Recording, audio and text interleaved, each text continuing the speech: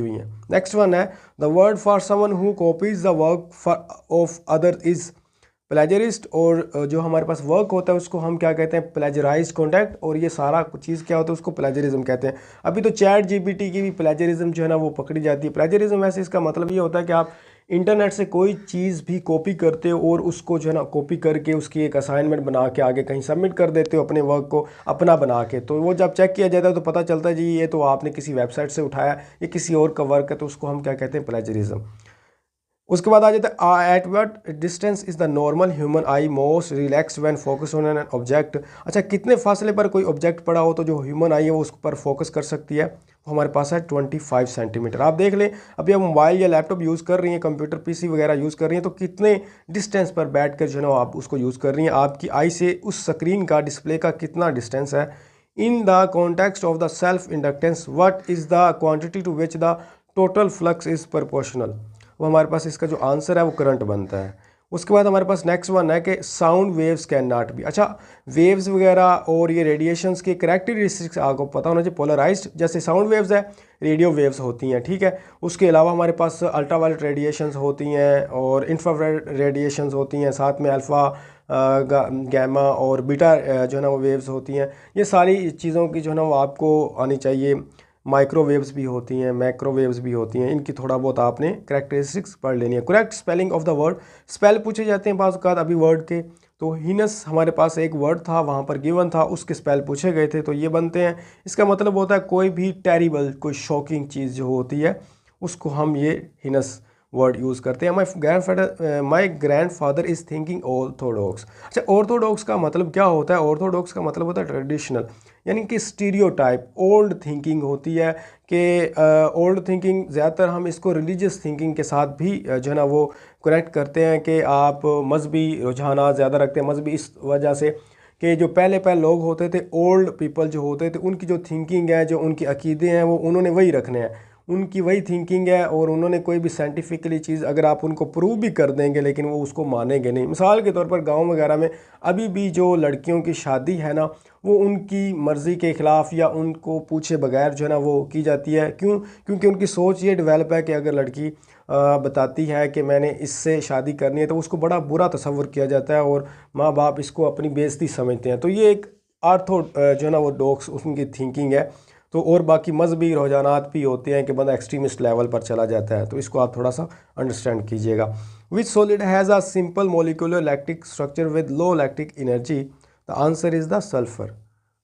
Next one है hydrogen atom is about 1836 times heavier than an, तो इसका answer हमारे पास बनता है इलेक्ट्रॉन। नेक्स्ट वन है during which phase do organisms typically utilise the maximum amount of the nutrients, कौन से फेज में जाके जो है ना वो बहुत ज़्यादा न्यूट्रेंट्स को जो है ना वो यूज़ कर रहे होते हैं? Log phase is the answer. What is the structure shape of the sodium chloride NaCl? NaCl की जो स्ट्रक्चर शेप है उसकी वो किस तरह का नज़र आता है? तो क्यूबिक फॉर्म में हम उसको देख सकते हैं। Identify the grammatically form of the word using. अच्छा, यहाँ पर एक वर्ड है यूजिंग, इसकी ग्रामेटिकली फॉर्म क्या है? तो ये वैसे तो अगर हम सेंटेंस में यूज़ करते तो पता चलता है ये जेरन लिखा हुआ है, ठीक है जी। और मैं आपको बता दूं एक जेरन वर्ड होता है और एक हमारे पास होता है पार्टिसिपल। दोनों में क्या डिफरेंस होता है? दोनों के साथ ही हमारे पास ING वाले जो वर्ड होते हैं वो या तो पार्टिसिपल होते हैं या जेरन होते हैं। लेकिन मैं आपको निशानी बता देता हूँ कि what is the difference between a gerund and a participle. तो जो जेरेंड होता है ना, वो किसी भी वर्ब के साथ अगर आप आईएनजी लगा दो तो वो नाउन के मीनिंग अगर दे तो हम उसको जेरेंड कहते हैं। लेकिन आईएनजी लगाने के बाद वो फिर भी वर्ब ही रहे तो उसको हम क्या कहेंगे, पार्टिसिपल। मिसाल के तौर पर reading is a good habit, यहाँ पर रीडिंग जो है ना वो एक वर्ब नहीं है। रीडिंग यहाँ पर एक यूँ कह लें एडजेक्टिव है, या यूँ कह लें रीडिंग यहाँ पर एक नाउन है। तो यहाँ पर रीडिंग जो होगा वो क्या होगा हमारे पास, जेरेंड। और अगर he is reading a book, तो यहाँ पर इसके बाद रीडिंग आया, यहाँ पर रीडिंग वर्ब के मीनिंग दे रहा है तो इसको हम कहेंगे पार्टिसिपल। मैं आपको वो निशानी बता देता हूँ, अक्सर ये पूछा जाता है, इंटरव्यू में भी ये पूछा जाता है अक्सर। और जेरेंड जो होता है ना वो एक तो सेंटेंस के स्टार्ट में आता है या फिर वो सेंटेंस के एंड पे आता है, या एक और निशानी है जो कि आपको याद शायद रह जाए, जेरेंड के बाद कभी भी नाउन नहीं आता। ठीक है, जेरेंड के बाद नाउन नहीं आता, तो जेरेंड अकेला ही एग्जिस्ट करता है। तो इसलिए आप पार्टिसिपल किससे पहले ज़्यादातर ZMR लगा होता है पार्टिसिपल से पहले, ये आपने ज़हन में रखना है। उसके बाद हमारे पास आता है in which organelle is DNA found. तो हमारे पास आंसर है DNA is found in the nucleus of the cell. Which organism is commonly used as an indicator of the pollution. कौन सा जो हमारे पास ऑर्गेनिज्म है जो as indicator of the pollution use होता है, lichens is the answer. Which element react with water leading to the removal of the oxygen. Water से ऑक्सीजन को रिमूव करने के लिए कौन सा एलिमेंट यूज़ किया जाता है, फ्लोरीन इज़ द आंसर। उसके बाद हमारे पास नेक्स्ट वन है कि what does the phrase get on to typically mean. अच्छा, आप जितनी मर्जी वो कैब याद कर लें, लेकिन जब तक आपको इडियम्स और फ्रेजेस नहीं ना आते तो ज़्यादातर, क्योंकि अभी जो इंग्लिश के अंदर आ रहा है ना वो या तो इडियम्स आ रहे हैं या फिर फ्रेजेस आ रहे हैं। ठीक हो गया, तो ये चीज़ें जो है ना आपने थोड़ा सा इनको गो थ्रू कर लेना है। अब गेट ऑन टू का क्या मतलब बनता है कि किसी के साथ भी आप कोई राब्ता, कोई कॉन्टैक्ट, कोई कनेक्शन रखते हैं तो हमारे पास गेट ऑन टू उसको कहें। Get on to means establish the contact or to connect with the someone और समथिंग, किसी के साथ राब्ता या किसी के साथ कनेक्शन। उसके बाद हमारे पास आता है nervous spasm and nervous convulsion are symptoms of. तो answer egotism. Next one, in the life cycle of the pathogenic loose smut of the wheat which organ serves to store the dormant mycelium. तो answer हमारे पास बनता है embryo.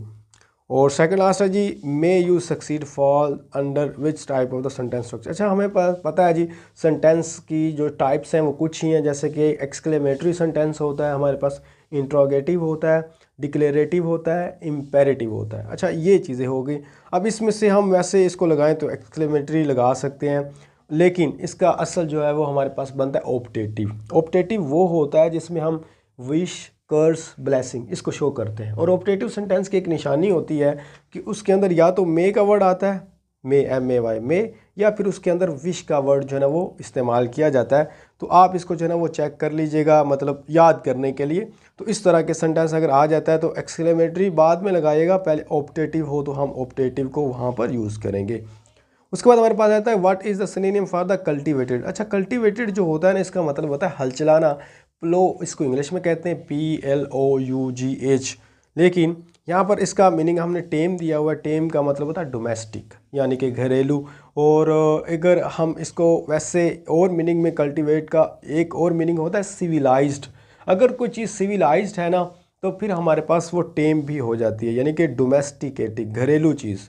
और टेम का हमारे पास जो एंटोनियम बनता है वो बनता है वाइल्ड, WILD, जिसको कहते हैं जंगली। अभी वाइल्ड का एंटोनियम अक्सर आ जाता है, उसका एंटोनियम भी टेम होता है, लेकिन कल्टिवेटेड का सिनोनियम टेम होता है। तो ये चीज़ें आपने ध्यान में रखनी है। और बाकी मैंने आपको बता दिया था, व्हाट्सएप ग्रुप ज्वाइन कर लीजिए, उसमें एक्सपीरियंस वगैरह आ जाते हैं। और साथ में पहले प्लेलिस्ट देख लें, उसमें आपको OPI टेस्ट वगैरह मिल जाएगा, कुछ इंटरव्यू के रिलेटेड आपको क्वेश्चंस मिल जाएंगे, बाकी आपको प्रीवियस क्वेश्चन मिल जाएंगे, वर्बल मिल जाएगा, और नॉन वर्बल की एक प्लेलिस्ट है वो जाके चेक कर लें। हर चीज़ यहाँ पर आपको इस चैनल पर मिल जाएगी। और अगर आप यहाँ तक पहुँच आई हैं तो आप बस एक लाइक कर दें इस वीडियो को, और मुझे दीजिए इजाज़त। अल्लाह हाफिज़।